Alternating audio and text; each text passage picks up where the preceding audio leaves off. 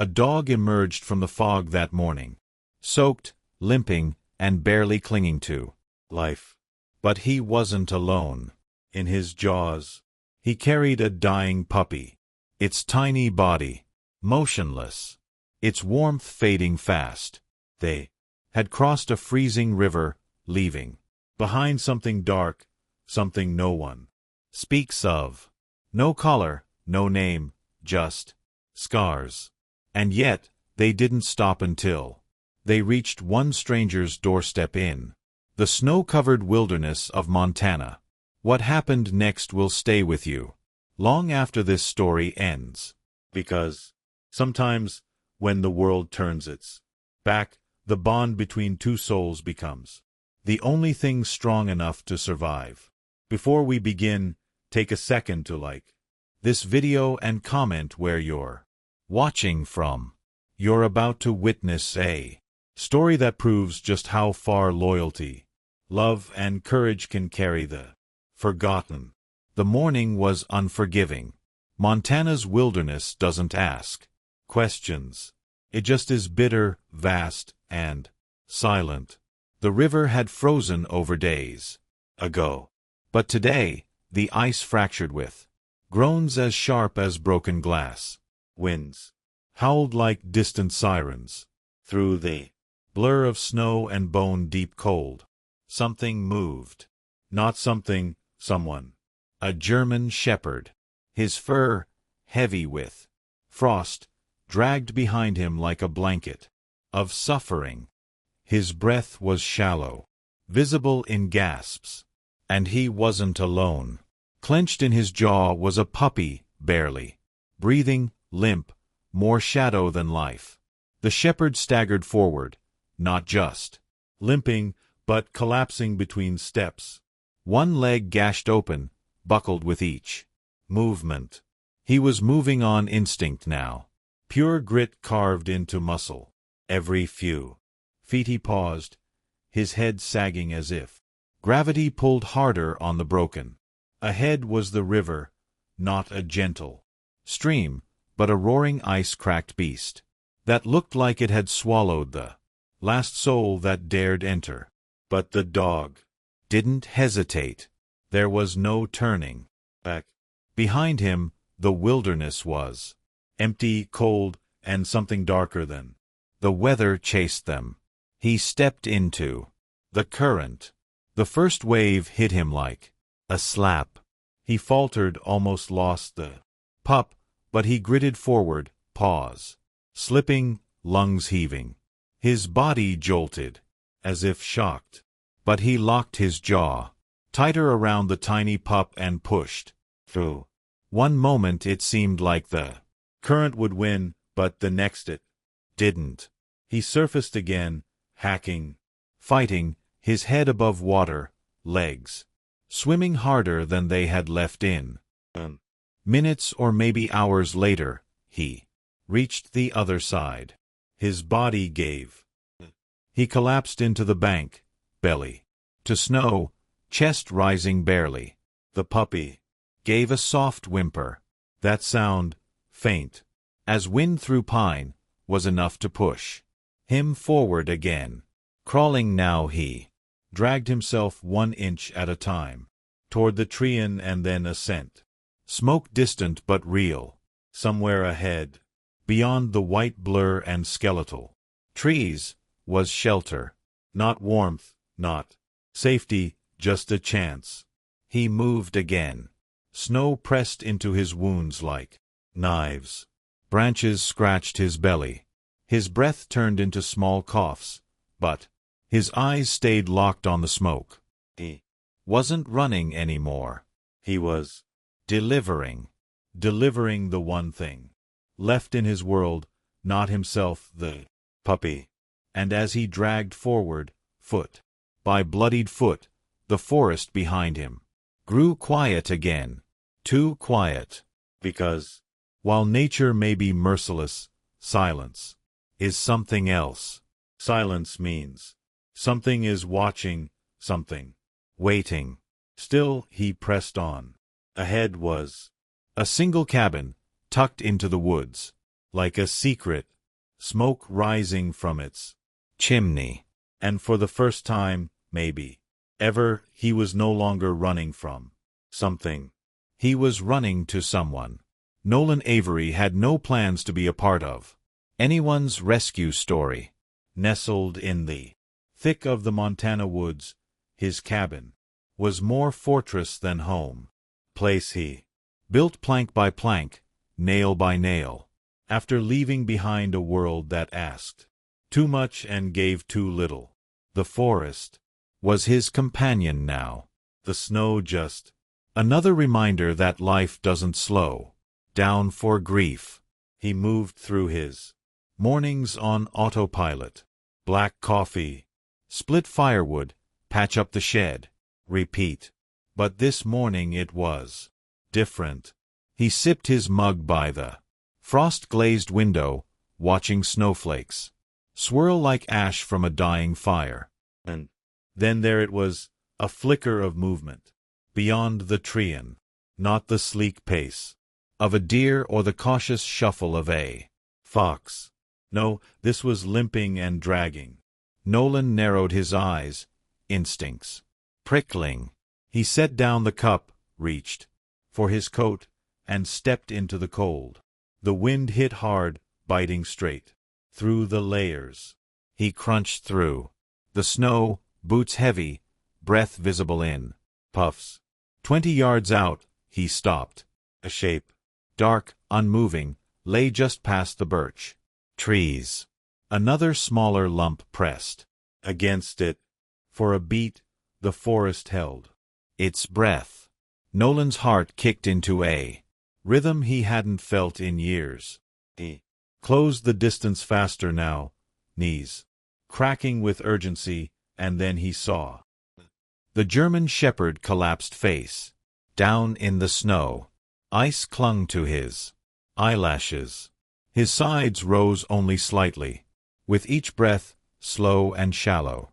Beside him, curled against his chest, was a tiny pup, too small, too still. Nolan dropped to his knees. "No, no, no," he muttered, already pulling off his gloves, checking for any sign of life. His fingers found the pup's side. Heartbeat weak, thready, but there then. He touched the shepherd's chest.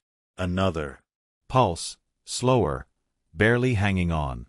No collar, no tags, just raw fur. Blood crusted near one leg and a tremor running through his frame. He had no idea where they came from, but whatever it was, they didn't stumble here by accident. They were escaping something. That much he felt in his gut. He scooped up the puppy first, wrapping it inside his coat, then lifted the shepherd in both arms, gritting his teeth as the weight bore down. He was heavier than expected, all muscle and frozen, waterlogged fur. But Nolan carried him, step by heavy step, back to the cabin. Inside he kicked the door shut and laid them gently by the wood stove. The heat roared. The cabin, once a shelter for one man's solitude, now held a silent emergency.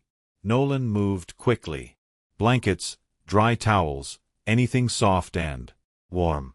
He lit another log, then another. He hadn't built this fire to save lives, but now it had to. He didn't even realize his hands were trembling as he rubbed the shepherd's chest. "Come on," he whispered. "Come on, big guy. Don't give." The shepherd didn't respond, not even a flicker. But then the puppy stirred. A cough, a soft cry. It broke something open in Nolan, a crack in the armor. He looked down and saw the dog's paw twitch. A breath rattled out of him. Still here, fading, but still here. And just like that, everything changed. Nolan had spent years building a life where no one could hurt him again. But lying on his floor now were two strangers who'd been through something he didn't understand, and he couldn't look away. The cold outside no longer scared him. What scared him now was how much he already wanted them to live. Inside the cabin, the silence was now heavy. Not peaceful, but tense. The kind of silence that feels like holding your breath under water.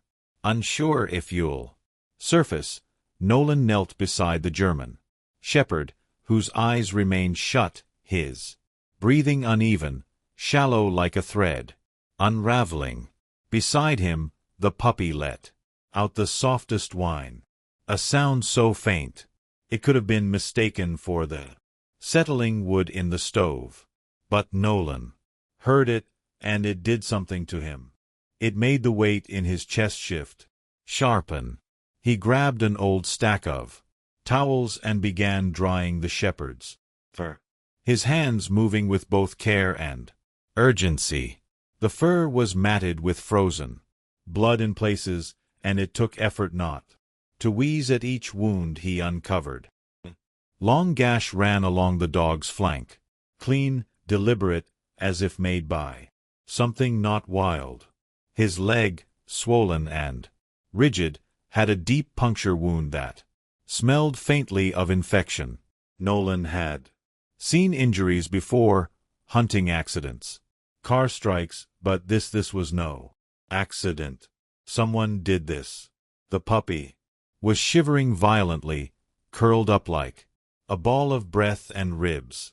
Nolan reached for an old crate by the fireplace and lined it with fleece.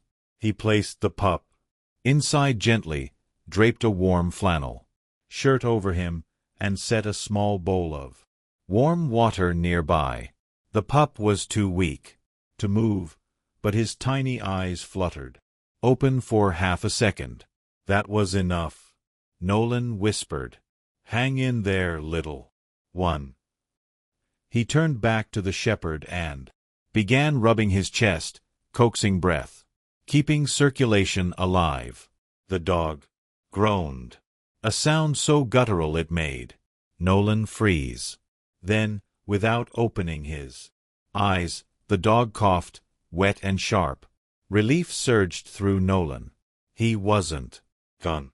Not yet.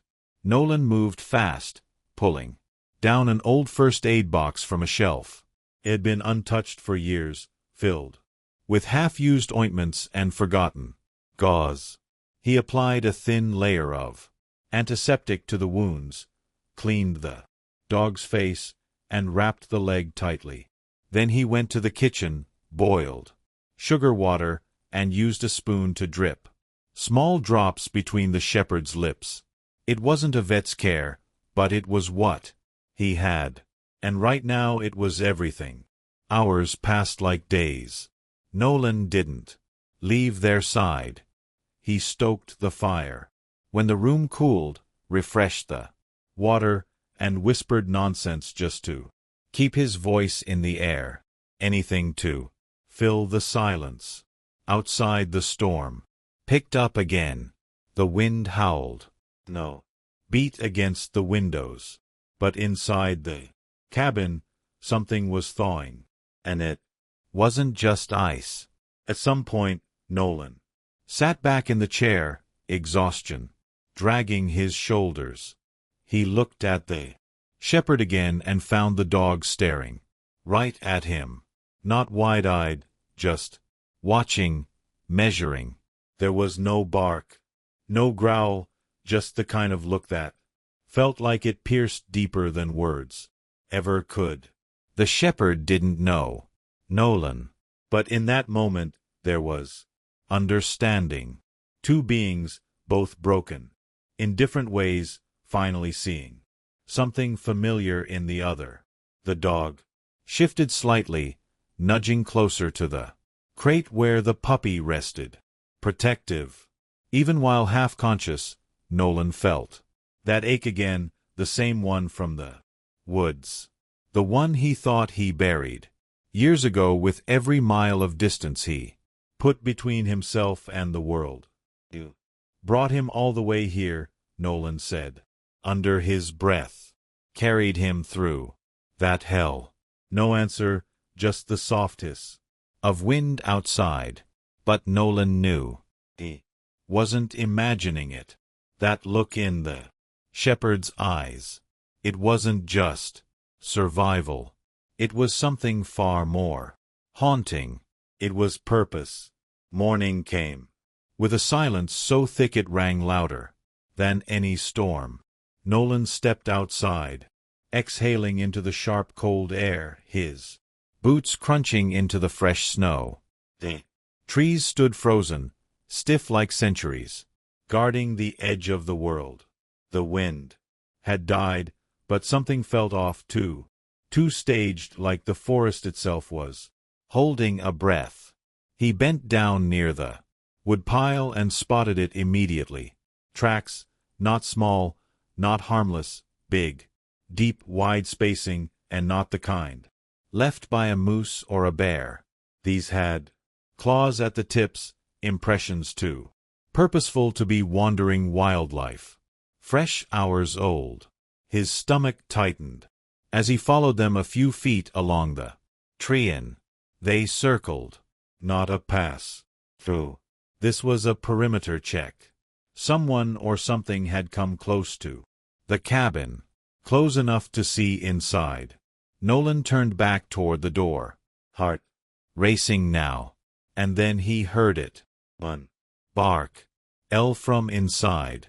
A single sharp warning, not frantic, not fearful, but precise, alert. He rushed back in, shut the door behind him, and saw the German shepherd standing unsteadily by the front window, his body trembling from the effort, but his eyes locked like a scope into the trees. There was no mistaking it. Whatever had been out there, the dog knew it. And he wasn't just recovering now. He was guarding. Nolan knelt beside him. You saw it too, didn't you? He muttered. The dog didn't look at him. Just stood there, breathing hard, front legs stiff, head tilted forward like a soldier refusing to leave post. The puppy stirred in the crate, releasing a soft cry.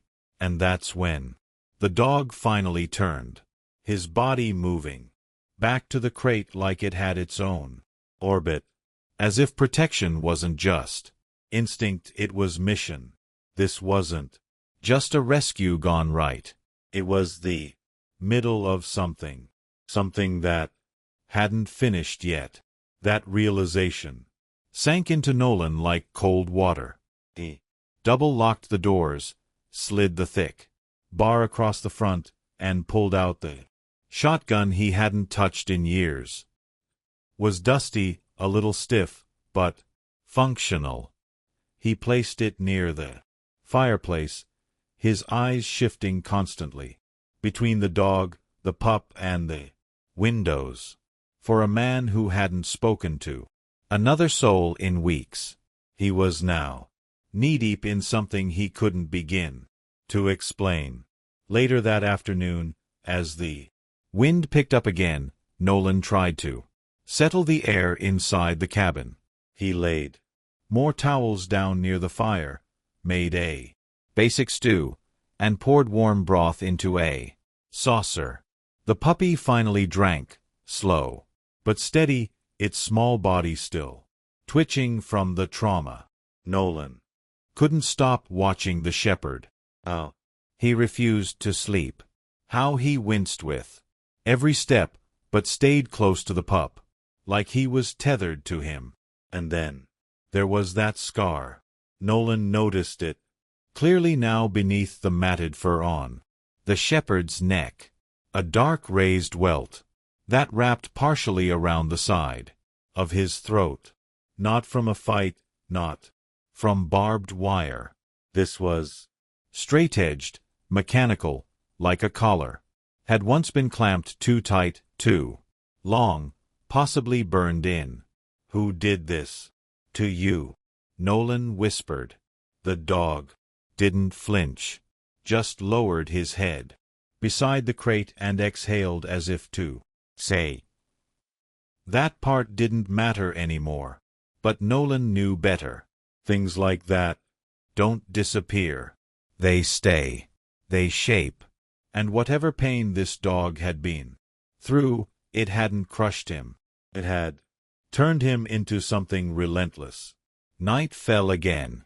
Nolan sat near the window, rifle by his leg, eyes scanning the tree line through the cracked blinds.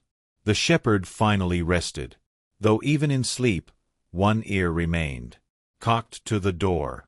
The puppy breathed quietly, curled tight like a leaf in winter. Outside, the wind carried something unfamiliar. Not just snow, but tension. Like whatever had come before might come again, and this time they wouldn't be running. By the following morning, the storm outside had settled into a steady hush, but inside the cabin, tension thickened like smoke. Nolan hadn't slept much. His eyes were lined, hands tight on the coffee mug that had long gone cold. The German shepherd rested beside the crate, his body curled protectively around the puppy, but Nolan noticed the flick of his ears at every creak, every wind gust, every shift of snow on the roof. His senses were on fire, recovering body, but a soldier's mind wide awake. The puppy had improved slightly. Still didn't have the strength to stand for long, but its eyes stayed open more, now, blinking up at the shepherd's face every time he moved. And that dog, he didn't sleep. Not really. He dozed in short spells like a guard pulling double duty in a war zone no one else could. Nolan watched it all from the edge of the fireplace, jaw locked, thoughts racing. He was no stranger to survival. He built this life out of loss and necessity. But this was different. These weren't strays wandering through. They came with purpose, with wounds that didn't just speak of nature's cruelty, but of man's. The tracks, the scars, the way the shepherd didn't flinch, even in his pain. It all pointed to one conclusion Nolan didn't want to admit out loud. Someone hurt them, and that someone might be looking for them now. He stood up, paced toward the front window, and looked out. The forest stared back in quiet defiance. And then, just as he turned to refill the fire, low growl rolled from the shepherd's chest. Nolan froze. The dog had sat up, ears forward, eyes locked on the same window Nolan had just left. No bark, just that deep, steady growl. Controlled, intentional. Nolan moved quickly, grabbed the shotgun from the sidewall, and peered out. Nothing. Trees. No. Quiet, but the dog didn't relax. The growl continued until, finally, after a full minute, he exhaled and dropped his head again, but his eyes stayed on that window. That afternoon, Nolan chopped firewood with twice the energy. The rhythm was a release, each crack of the axe breaking through the heaviness creeping into the edges of his mind. When he paused to wipe the sweat from his brow, he turned and looked back at the spot where the dog had first collapsed. His breath caught. There was something buried in the snow. He dropped the axe, marched over, and kicked at the mound. A metallic glint caught the light, something shiny and round. He reached down and pulled it free. It was a collar, bent, scorched on one edge, covered in dried blood. The tag was missing, ripped off, maybe filed down. The ring was still attached, but barely hanging. Nolan stared at it for a long time before heading back in. He sat beside the shepherd again, holding the collar in his hand. The dog didn't react to the sight of it, but Nolan swore he saw the faintest flicker in his eyes. Recognition, not surprise, just confirmation. This was his. You carried a pup across a river with a leg like that, Nolan muttered. And you still don't sleep unless you're sure he's safe. He placed the collar down gently on the table beside the crate. It didn't belong around that neck anymore. Belonged in the past. A warning, a marker. Whatever had once been done to this dog, whoever had tried to own or break him had failed. Outside, the snow started again, but this time it was lighter, peaceful. Nolan sat on the floor, leaning against the fireplace, the heat washing over him.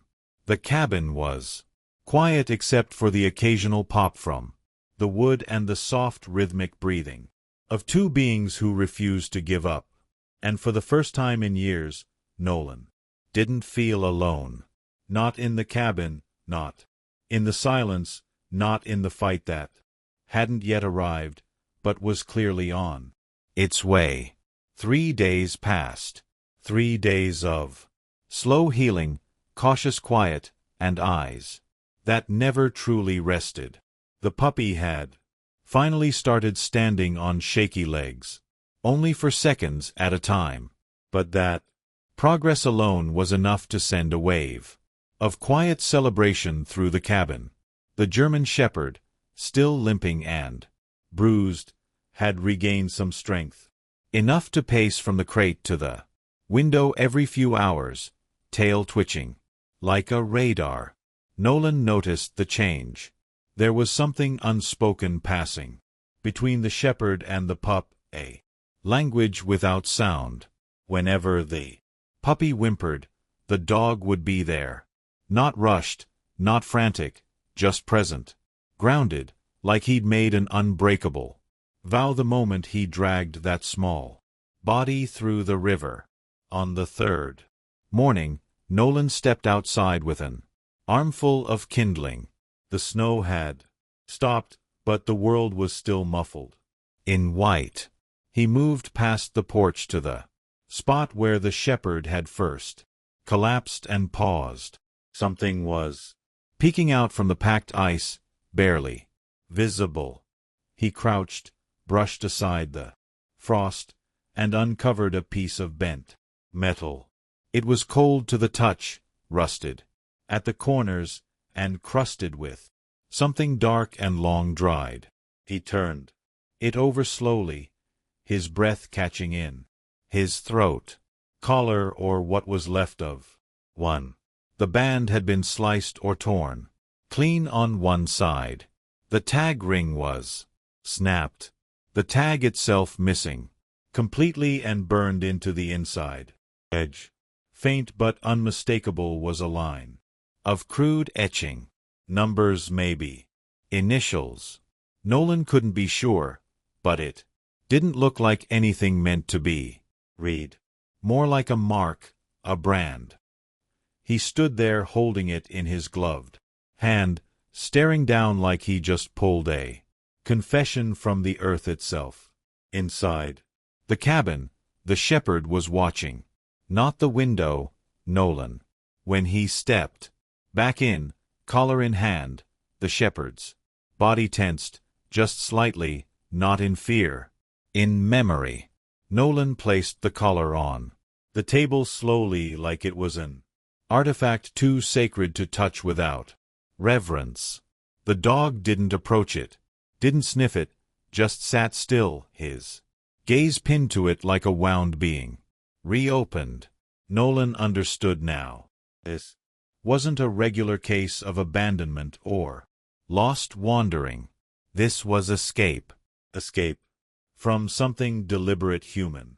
That night, as snow began to fall again, the mood inside the cabin shifted, not darker, sharper. Every noise outside was followed by a glance. Every crunch of Ice sent the shepherd stiffening beside the door.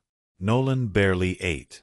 His eyes darted between the fire, the dog, and the trees outside. There was a pressure building, silent but undeniable, like a book about to turn a page that had been dog-eared by fate. Then, just before midnight, the shepherd stirred ears forward, head tilted. A low, dry growl crawled up his throat. Nolan grabbed the shotgun, heart climbing into his chest. He moved to the window and slid the curtain just an inch. A black truck parked in the tree-line. Lights off. Engine barely humming. He didn't see the driver. Didn't need to. He backed away from the window and looked at the shepherd, who hadn't moved an inch. Just stood like a statue forged in the fire of survival. Nolan whispered under his breath, "So that's who you were running from." The cabin was no longer just a refuge. It was a crossroads, a last stand waiting to happen. The broken collar on the table was no longer just a clue. It was a threat, promise, and Nolan finally saw it. The full picture, stitched together in silence and scars. This dog hadn't just escaped something evil. He had carried innocence out of its jaws, and now that evil had found. Nolan didn't sleep that night. Neither did the shepherd. They didn't need to exchange a glance. Both understood that silence can scream, that headlights without movement are more dangerous than a charging bear. That black truck hadn't driven off. It had vanished like smoke curling back into a match. By sunrise, the sky was thick with gray clouds again. But it wasn't snow Nolan feared anymore. It was what had already arrived and what might come next. He poured stale coffee, ignored it, then quietly opened a drawer and pulled out an old topographical map.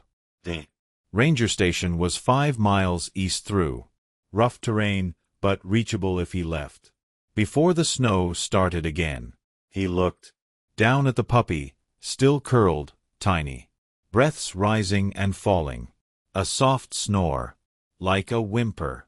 The shepherd sat beside him, calm but never relaxed. Nolan muttered, "I'll be back." The dog blinked once. No bark, just that heavy, mutual understanding. The hike was brutal. Nolan had to stop several times to catch his breath, the cold latching onto his lungs like wet burlap, but he made it, bursting into the ranger station with snow on his coat, mud up his legs, and a look that made the on-duty officer straighten before Nolan even spoke. He told them everything he could about the shepherd, the puppy, the wounds, the black truck, the tracks circling his property, the scars, the silence. He expected skepticism. Instead, the ranger leaned forward and said, "You need to see something." What followed was a silent exchange of reports. 2 counties over, a dog fighting operation had been raided 3 days ago. The suspects fled. Several dogs were found dead. Others vanished. 2 men, names not released, were still at large. Their vehicle, a matte black Chevy truck. No plates, engine modded to run quiet. Nolan's throat went dry. One of the escape dogs had been a German shepherd. Reports said he was aggressive, trained to fight, likely wouldn't survive the wild. But the ranger added something else, something that punched harder than any headline. One of the officers found a crate in the back. Inside was a dead puppy where they thought it was, but when they lifted it out to bury it, it moved barely. Then The shepherd attacked one of the handlers and ran, carried the pup off into the woods. Nolan sat in stunned silence. The image was complete now. The river, the wounds, the silence. This dog hadn't escaped for himself. He had escaped with something for someone. He hadn't just survived horror. He had defied it. Nolan stood up. "They're coming back," he said. "I know it." The ranger nodded. "We'll be on standby. But if you see them again, don't wait." By the time Nolan returned to the cabin, dusk was curling over the snowbanks like a soft shadow. The shepherd was awake at the door before he even stepped inside. No barking, just stillness, awareness. Nolan looked at him and said nothing. He didn't have to. Later that night, Nolan sat near the fire. The collar still lay on the table. The puppy was resting against the shepherd's leg, snuggled into a fold of the blanket. Nolan poured himself tea and stared into the flames, then turned to the shepherd. "I thought I brought you in," he said. "But maybe you brought me back." The shepherd raised his head, ears flicking toward a sound outside. Nolan froze, listening. The crunch of snow, a branch snapping in the wrong rhythm. Not the forest, not a deer, something else. And just like that, the cabin wasn't just home anymore. It was a barricade target, and they were all in it together. The cabin had never felt smaller. Shadows shifted on the snow outside, just faint enough to question if they were real. But the shepherd didn't question. His stance was locked, body tense, eyes laser-focused. On the window, Nolan moved slowly, placing the shotgun within reach. The fire was dimmed to reduce visibility. The only light came from the glow of dying embers, casting long, trembling shapes across the walls. Then they heard tires cracking frozen gravel. Then silence. The black truck had returned. Nolan stood slowly, his breath quiet, his hand gripping the edge of the fireplace as if steadying the world itself. The shepherd didn't move at first. He just watched. Then he stood, all weight on all four legs. The limp was gone, not because he was healed, but because he had made a decision. Nolan opened the trap door beneath the floorboards, an old storage hatch. Without a word, he lifted the puppy, still weak, but now blinking with awareness, and laid him gently in the dark space below. The shepherd turned to look once, just once, before returning to the door. Nolan cracked it open. The shepherd bolted. It wasn't rage, wasn't panic. It was precision, movement, like water, low, fast, practiced. Nolan had never seen an animal move with such quiet command. He followed behind, shotgun raised, boots crunching barely enough to hear. And then they saw them. Two men, one pacing near the tree, the other closer to the cabin's edge. Flashlights off, hands full, one with a rope, the other with a pistol tucked against his coat. They weren't searching. They were waiting for Nolan to come out or for the dog to return. But they weren't prepared. The first man fell so fast he didn't even shout. Just a thud, a flash of limbs, a cry muffled by snow. The shepherd was on him, teeth to arm, then back pinning him without aiming to kill. Just control. The second man swung around too late. Drop it. Nolan's voice ripped through the stillness like lightning. The man froze, then looked down. The shepherd stood between them, growling. Low, blood on his chest. Not his. The man's eyes darted to Nolan, then to the trees as if weighing his chances of running. I wouldn't, Nolan said. You don't make it 10 steps. It wasn't a bluff. Minutes later, blue and red lights began dancing across the snow, silent, but thunderous in meaning. The ranger station hadn't waited this time. They arrived in full force. 4 trucks, 2 officers on foot, and 1 K-9 unit, whose handler knelt in silence as they cuffed the men. From the coat pocket of the man still moaning in the snow, a bent metal tag was recovered. It was smeared with dried blood, etched crudely, with a word Nolan already knew by heart. Ugh. No name, no history, just that one word. But it was more than enough. Inside the cabin, the fire roared back to life. The shepherd, bruised and panting, lay beside the crate again. The puppy squeaked softly, crawling up to Nestle against his chest. And for the first time, the shepherd let out a sound Nolan hadn't yet heard from him. A soft whine, not pain, not fear, relief. Later, when one of the rangers asked what Nolan planned to do, he didn't hesitate. They stay, he said. Both of them. You sure? That shepherd's a fighter? Could be hard to handle. Nolan just smiled.